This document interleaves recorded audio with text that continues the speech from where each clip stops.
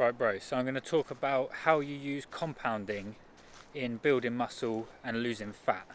So I was talking to my buddy about this the other day because it kind of occurred to me that compounding has been in effect with my success and failure with weight loss, so more so my failure.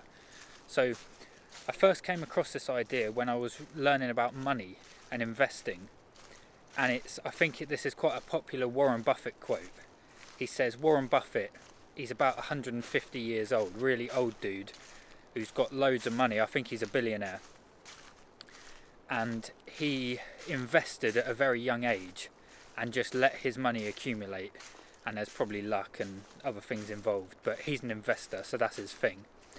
And he's got a quote that says, never interrupt compounding unnecessarily. So, and then I think I read a book on compounding, and it says compounding is the aggregation of marginal gains. So if we look at what that means, aggregation, as far as I can tell, means build up. Marginal means small, and gains is obviously, that's obvious. So don't interrupt that process. So take for example, I was talking to my mate Shane, and I've known about the carnivore diet and the benefits it has because of ketosis. So when you remove carbs from your diet and eat mainly meat, you get into ketosis and that burns fat. Your body runs off of body fat rather than sugar, carbohydrates. So I've known about that and I've implemented it, but I haven't implemented it consistently. So I would adopt a carnivore diet, get into ketosis, see the benefits, and then have a cheat meal or fuck up in some way. So I'm interrupting the compounding effect of the diet. My mate Shane, on the other hand, I think I might have told him about it or he just heard about it online. He implemented it and did it strict for 3 weeks solid and stripped body fat and got his desired result really quickly. And I'd been trying to do the same thing, but because I'd do a week, then interrupt the process and eat carbs, because the gains are marginal, you've got the aggregation of marginal gains. So because the gains are small, so say 1 day of keto strips a pound of body fat. This is just like me throwing numbers out, but 1 day of strict carnivore strips 1 pound of body fat. Well, on a cheat day, I can put on 3 pounds of weight. So say I check the scales. Today I weigh 170 pounds. A full day of strict carnivore, I could be 169 pounds. Do that another day, 168. The next day, 167. That's 3 days work. But then on 1 day I could put on 3 pounds. So I've interrupted compounding. So they were compounding. Those 1 pound of weight loss was compounding over time. Then I've interrupted compounding by having a cheat day or just generally not doing carnivore, and I've put on 3 pounds. Whereas my mate Shane didn't do that. He did strict carnivore for 3 weeks. Well, over 3 weeks, that's 21 days. That's 21 pounds of fat.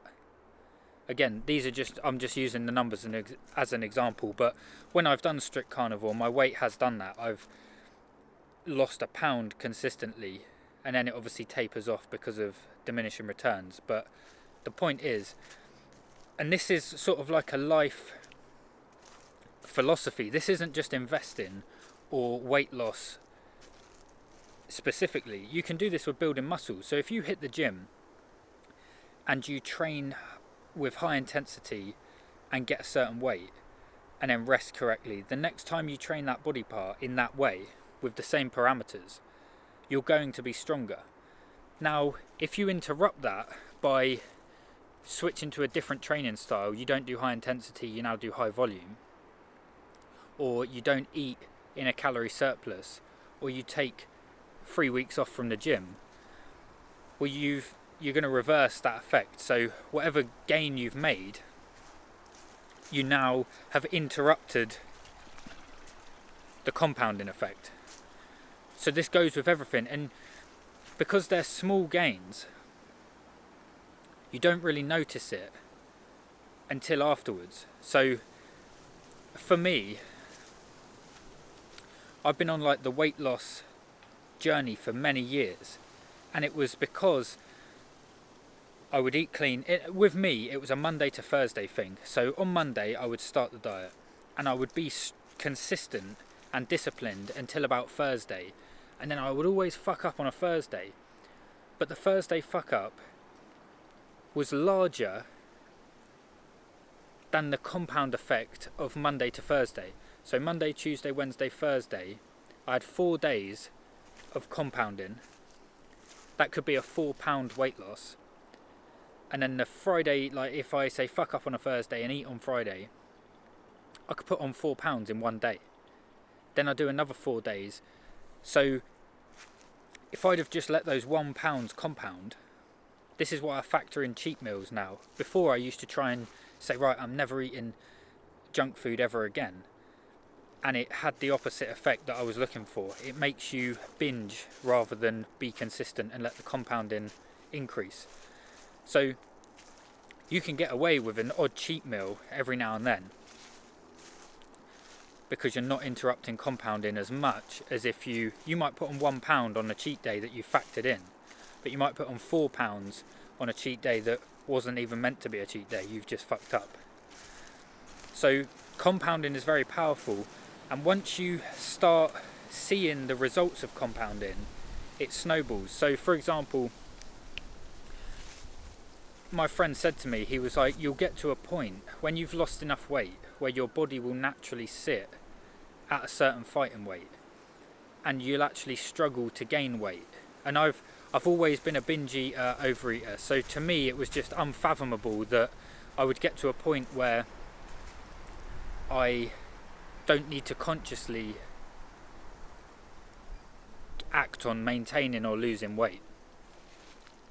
But I have reached that point, and it's because the compound effect of sort of normalising hormones and metabolism has got to a point where consistently over time I've lost enough body fat where now the body doesn't want, it's sort of like reached a set point.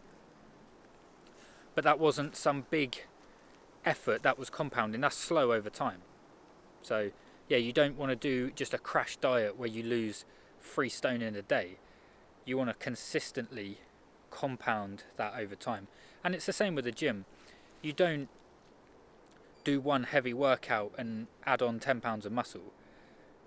Slowly, consistently over time, you build up the compound effect. So what's the actionable step for this video?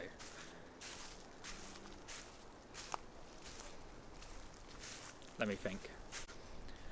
Right, so the actionable step is having the discipline to pick a behaviour that's going to have the outcome. So say for my friend it was cutting body fat, and the way he did it, the behaviour he used was a diet modification, which was to go strict carnivore. So you've got to do your research and figure out what the behaviour is. And he decided the way I'm going to strip body fat is eat strict carnivore because it puts the body into ketosis and makes the body burn body fat rather than sugar as fuel. Now, you've got to get the right, he did his own research and got the right strategy. So you've got to pick the right strategy. But most strategies that you come across, if implemented correctly, will work. And the compounding effect will build up and have the desired effect. So the actionable step is, once you know what your goal is, it could be make money, it could be sleep better, it could be lose body fat or build muscle. Then you've got to do your research and find the strategy that is going to get you those goals, those outcomes, and then implement it consistently. And the way I would do that is by using a habit tracker. So I use my calendar and I section the days off. So each day has about 4 or 5 blocks, and each block is a different habit. So to start with, you would just implement one habit. So a good habit to start with, I'll tell you the order I did it.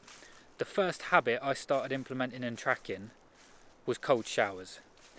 every day if I did a cold shower, I would get a blue pen, and on that date put a little C in the corner, so that's a cold shower.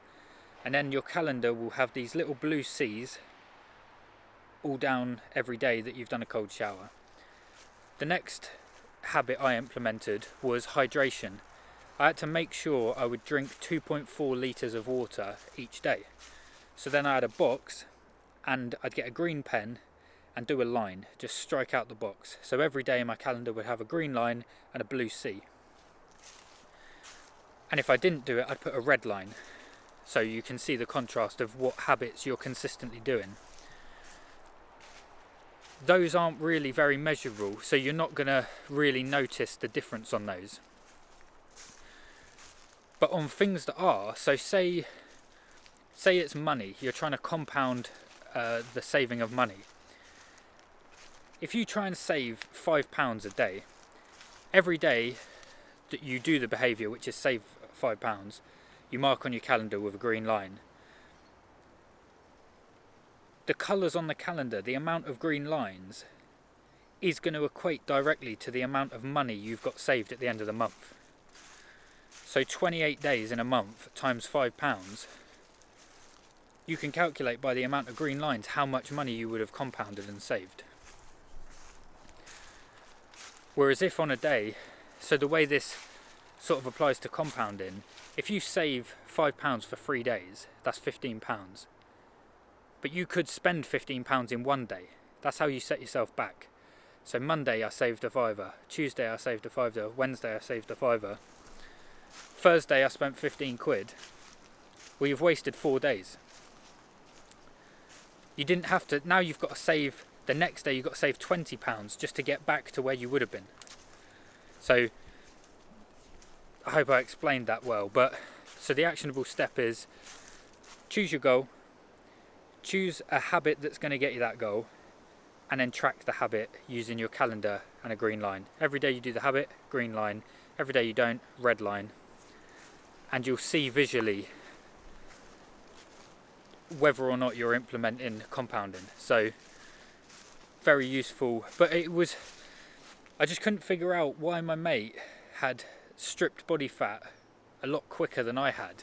And it's because he just did it consistently. The compounding effect snowballed to the point where he had low body fat. Whereas for me, I could do it for a week and then fuck up and ruin all of the progress. So if you're not seeing results but you're being quite consistent most of the time, that might be why. So yeah, done.